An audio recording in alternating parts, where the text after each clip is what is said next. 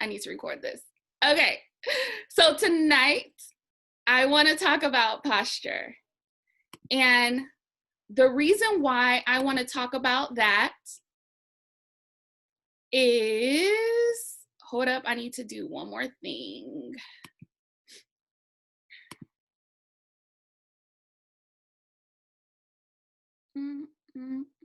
Okay.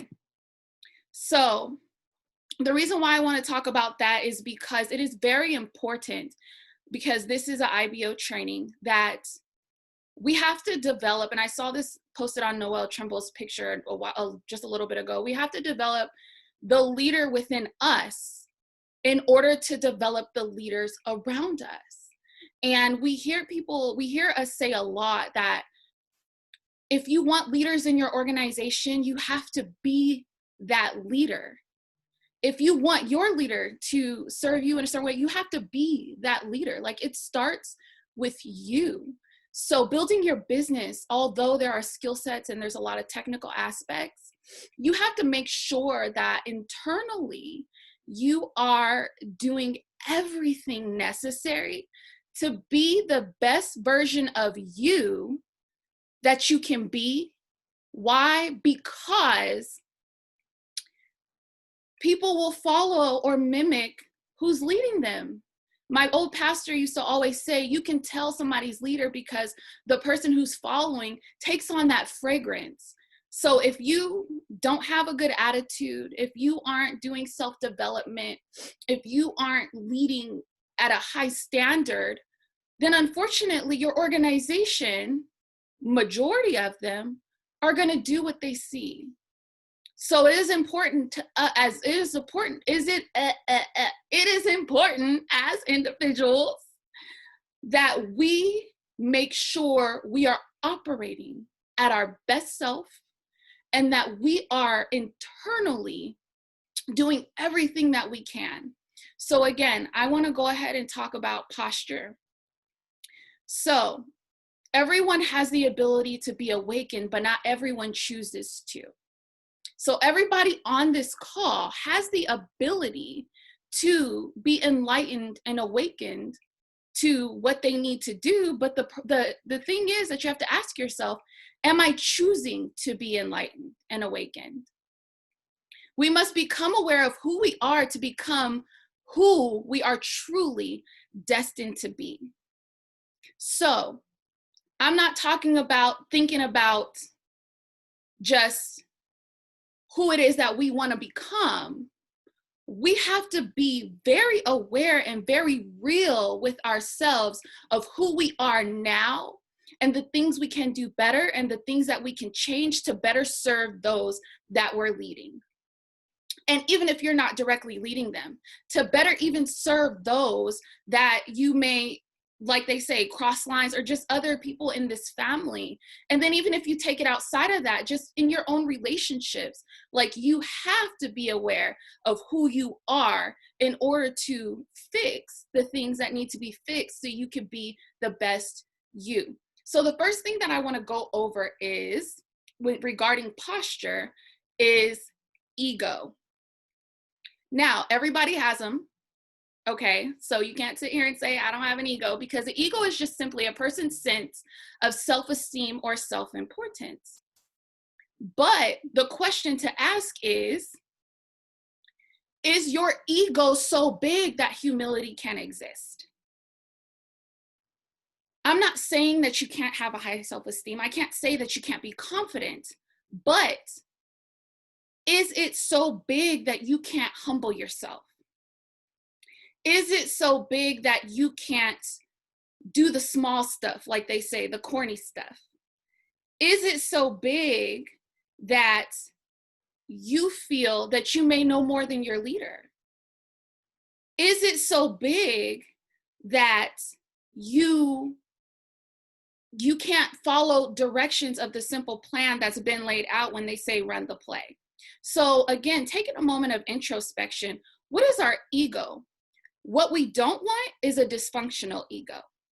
So let me go ahead and touch on that. So what is your ego saying about you? Like I said, is it so big that humility cannot even exist around it? Ways for you to know that your true self is being threatened. And what I mean by your true self is who God created you to be, who you are destined to be in purpose. God did not create us to think that we are so above direction. He did not create us to feel that we can't serve anybody else. So that's not what I mean by true self is who he created us to be, which is that humble servant, which in order to be a leader, you have to be a servant. So ways for you to know that your true self, that servant leader, is being threatened. These are some of the signs. Are you operating in fear? Do you have anger? Are you biased? Do you have a sense of greed? Are you envious? Do you gossip? Are you easily irritable? Do you worry a lot? Do you carry a sense of guilt? Are you prejudiced? Or do you have some hatred? Now, I'm gonna say those again, and I hope that you guys are taking notes because it's all good. None of us are perfect. So it is okay to admit to ourselves, because in order to become the best leader that you can, you have to look at these things. So again, are you operating in fear? Are you angry? Are you biased? Are you greedy? Are you envious? Do you gossip? Are you irritable? Are you worried all the time? Do you have guilt for anything? Are you prejudiced? And do you have hatred? So all of these things can be telltale signs of you having some sort of dysfunctional ego going on. Not just a ego, but a dysfunctional ego. And these are the things that can stifle what your purpose is supposed to be, because you're not operating in your true self, which again, your true self is supposed to be that humble servant. God did not create any of this for us. Fear, anger, bias, greed, envy, to gossip, to be irritable, to worry, to have guilt, to have prejudice, to have hatred. That's not our true self. So if there are signs of that, then those may be things that we need to look at within ourselves and say, okay, I need to get rid of all of this because I'm trying to be the best leader that I can be. And I want to touch on the envious piece, because one thing that we say is what you celebrate, what do we say? What you celebrate accelerates. So are you the person, and when I say you, I'm talking to myself too, but are you the person that when somebody ranks up, I'm not going to share that on my story. You might say congratulations in the team chat, but are you publicly saying, yeah, that's my family, that's my team member, I'm excited. There are 40 people on this call. When the last person ranked up, was there 40 posts on your social media? Are you celebrating that person? I want you to take a moment and think to yourself, even if you have to close your eyes, if you were to hit another rank and nobody celebrated you, how would you feel? And the reason why I ask that is because we're all going through the same thing. So what that means is if that person ranks up, they went through the same thing you went through, so you're next. So why not celebrate? Why not acknowledge? Why not publicly be proud of the success that we're having in our family and for your fellow brother and sister? If we're family, cousins, whatever you want to call them, aunties, uncles, grandmas, like we're family. Why would you not? Because it's going to come back to you as well. Same thing with trading. We're all going through the same thing. But if one person sees success, they learn the same way that you did. Celebrate that because you're next. You're next. There's one thing that they used to say in the church, that If God is blessing my neighbor, then that means he's in the neighborhood. And guess what? I'm on that block, so I'm next. Like, you have to be happy, and you can't harbor those things in your heart, because again, to be that servant leader, to be your true self, who you were created to be, and to want the leaders that you're creating to have that same posture, you have to do it first. They're going to do what they see you do. Any behavior that puts us down or other people down is a dysfunctional ego. That goes back to what I was talking about. So if you're behaving in a way that is diminishing other people or other things, we need to remove that and reevaluate that, because again, it's not bringing you closer to your purpose, because all of this is internal. All of this is internal. So if it's internal, then that means that's all you see. So you're not seeing what you're supposed to see as far as the success that you want to visualize and obtain, because you have these things going on internally. Once we create space between our true self, which is who God created us to be, that humble servant, that person that congratulates, that person that accelerates or celebrates, that person that is happy, that doesn't put other people down, that person that serves, that person that just your true self. Once you separate your true self and what is not our true selves, because just because if you have some of those things inside of you, that's not your true self. It's not, because that's not who you were created to be. That was picked up, that was learned. But once you separate your true self, your great self, from that, you will be able to respond to situations appropriately and differently and impact more lives. Why? Because you have a fresh outlook on the way situations should be, because there is no prejudgment based on what you have in your heart. So the separation is definitely important. So that was the first thing regarding posture, is ego. We got to check it. We got to make sure that we're doing everything that within our power to be that best uplifting person, because as a leader, again, you want to attract those type of people as well. You can't wonder why nobody's wanting to follow or do things the right way if first you haven't looked internally. Now, I'm not saying that that applies to every single person, because some people are just hard-headed. I don't know. But what I am saying is, regardless of how they react, you have to make sure that you're doing the right thing, because those people are going to come if they're not already there.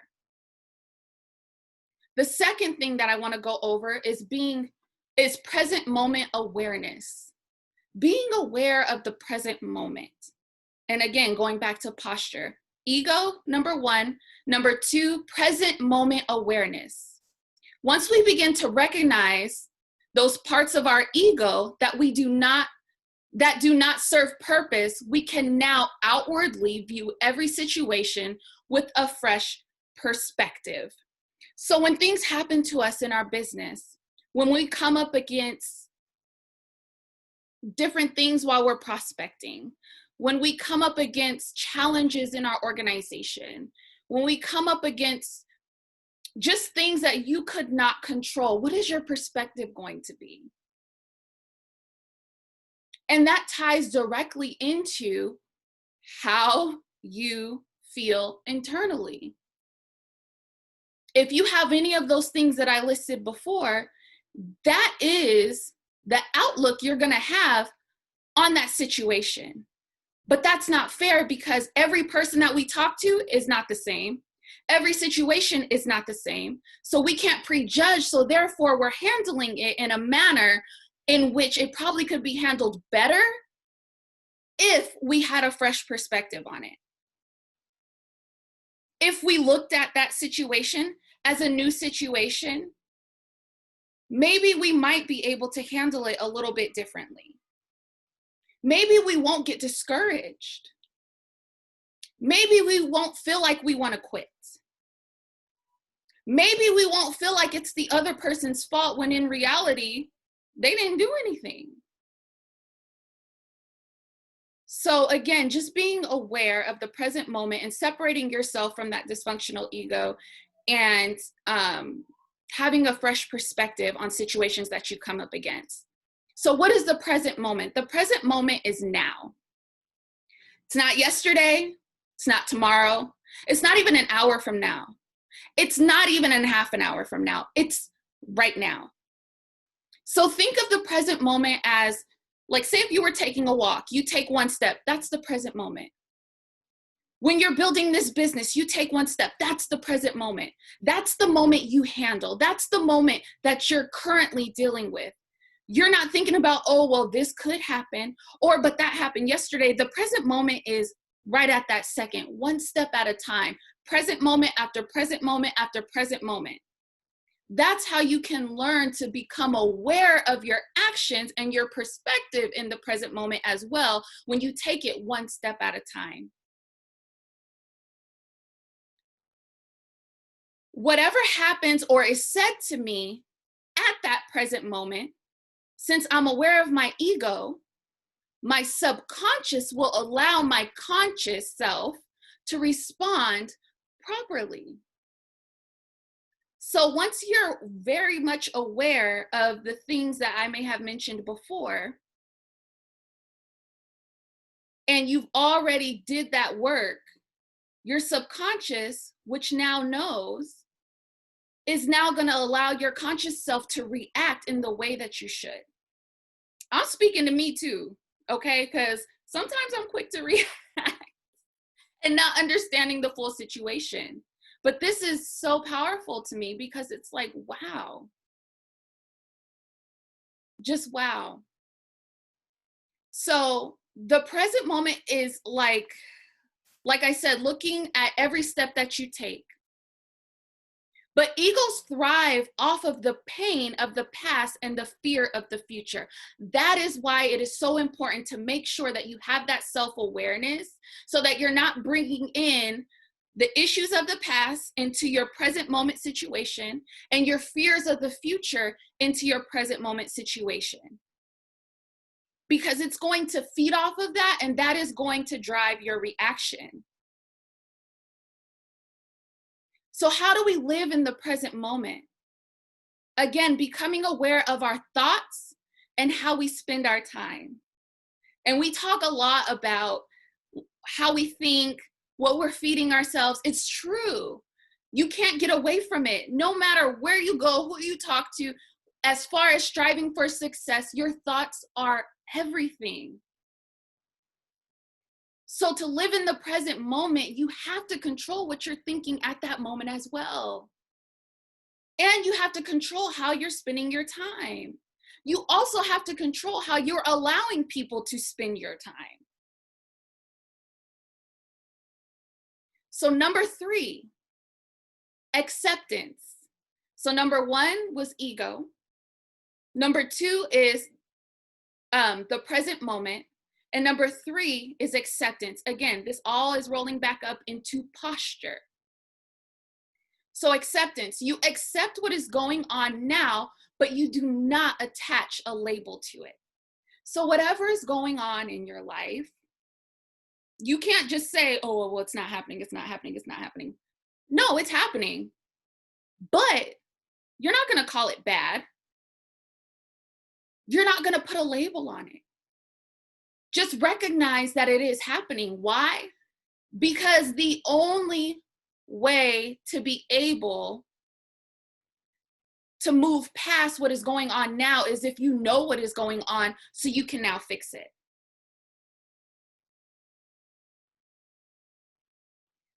Accepting what is currently going on allows us to now be aware how to move forward. You must recognize what is currently going on to move forward. So like I just said, and sorry, I'm reading my notes, but like I just said, definitely recognize it, but you don't have to put a label on it. Just know what you need to do to move forward. again, becoming the best leader that you can be. Problem solving. Not allowing that to get into your subconscious mind. Because what you speak, if you're labeling it, that is what you're going to start to internalize. So once we accept the present moment for what it is, we can effectively choose a proper course of action. So we've accepted it. We know what's going on, but now we know that we can move forward because now we can choose the proper course of action. So you can't live in denial of your situations, just like you can't live in denial of that dysfunctional ego. Just like you can't live in denial of the present moment.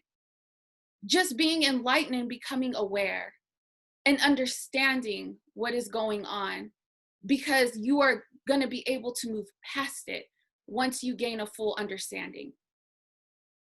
So number 4, so we had ego, we had present moment, we had, what was the other one? Ego, present moment,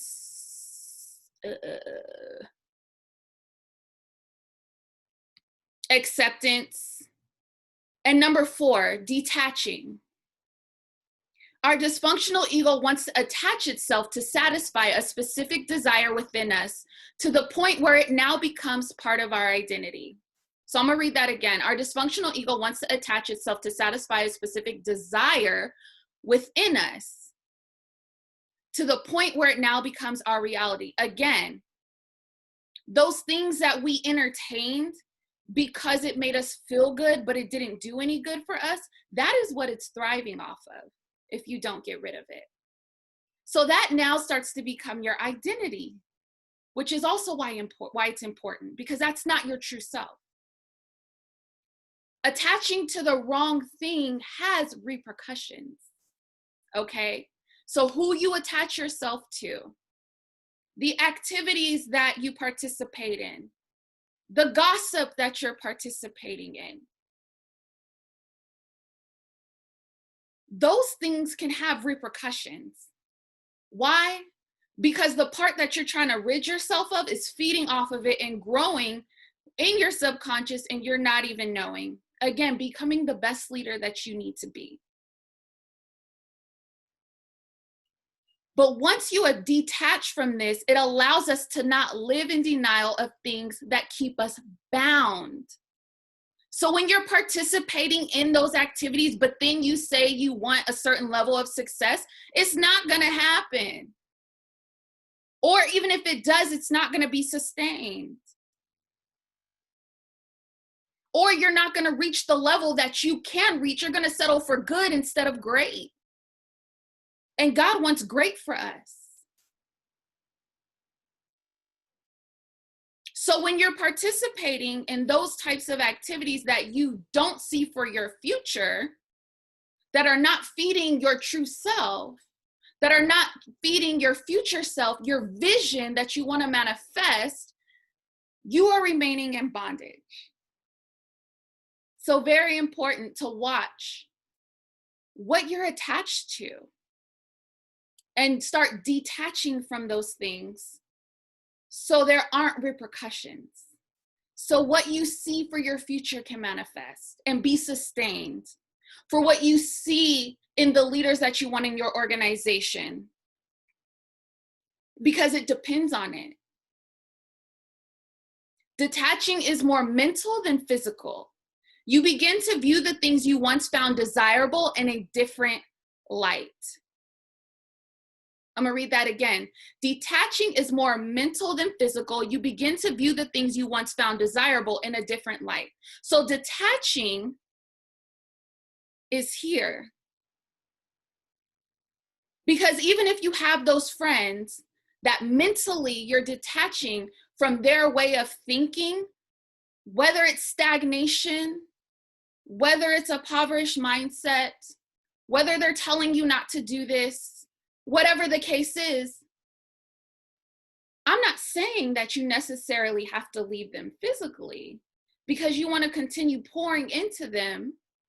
However, mentally, you have to make sure first you are strong enough and you are detached from that, so you don't start, or so you don't remain bound in their way of thinking as well.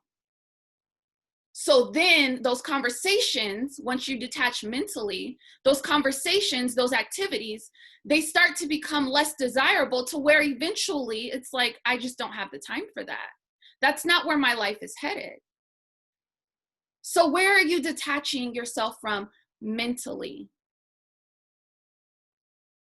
You have to look at the attachment for what it is and what it is costing you, and the suffering that it may bring. What is it costing you? Bondage costs. It costs you your future. Bondage costs. It costs the results that you want to see. Bondage costs. Those attachments, there's a price to pay if it's not serving your purpose. Because at the end of the day, if it's not serving your purpose is going to unfortunately eventually stifle and probably be no more. I tell this, I don't know if I've told everybody this story, but one of the main reasons why I left California is not that I didn't love my hometown. I loved it. I love the people. I just posted a picture on Facebook today because it's beautiful growing up by the water. But if I did not detach myself, I already detached myself mentally, but physically, my purpose was going to die because it no longer served me there. Everything I needed to do was done. But had I remained there, my purpose, I wouldn't be here. Case in point, I wouldn't be talking to you. I probably wouldn't have ever met Jamon via Facebook. So case in point about detaching when you're supposed to, when it's no longer serving your purpose, because if you don't, then you run the risk of that dying, and not to the point where God doesn't have a purpose for you, but you become so mentally distracted that you stop going after that purpose. The things of this world were given to us to care for and possess and look after, but not to possess us. So again, making sure, even if it's not people, if there are attachments to other things, you have to make sure that it's not running you, that you're caring for it, that thing's not more important than your destiny. Again, posture. Posture is mental. And why do I say that? Just like your physical posture, if you don't have good posture, it's bad for your health, right? It's bad for your physical health. Well, if you don't have the right mental posture, it is bad for your spiritual health, your soul health, because of all the things that I just went over. So we just have to make sure that when we're becoming the best leader that we want to be, and we're leading an organization, we say we want to go chairman, that's thousands upon thousands upon thousands of people. What fragrance are they going to have if it's yours? How are they going to maneuver? How are they going to operate? How are they going to know that they can overcome things? How are they going to know how to then lead their teams? Because you can't get to the top by yourself, and you can't babysit everybody. So becoming the best leader and having the best mental posture, we have to make sure that we are taking care of those things internally as well. So when we're visualizing our success, when we're running towards our success, there's no roadblocks holding us back. And those future leaders that we are bringing up, they can look at you and say, wow, this is how I'm leading my organization. And when it comes to ego, Unless any of us on this call have joined this organization and already went chairman 750 or even chairman 10 and had to leave because something happened, not because you weren't successful, then we all can humble ourselves and listen. We all have somebody that has gone before us because they have the results that we want. 2 of my mentors are younger than me. Does that mean that I can't listen? Also, with them being younger than me, I'm taking on their fragrance. That is why, I mean, of course, because of God, but that is why I'm even here, able to speak to you about the things concerning this business, because of what they poured into me. That's a good representation of a servant leader. That is the fragrance that you want your team to have as well when you're building this business. So again, ego, it was checked when you signed up. That's not your true self. That's not who you are, nor is that what you want to be, nor is that what you want others to mimic. Becoming aware of the present moment, one step at a time, reacting to one thing at a time, because you're now aware of your ego and you're looking at it at a fresh perspective.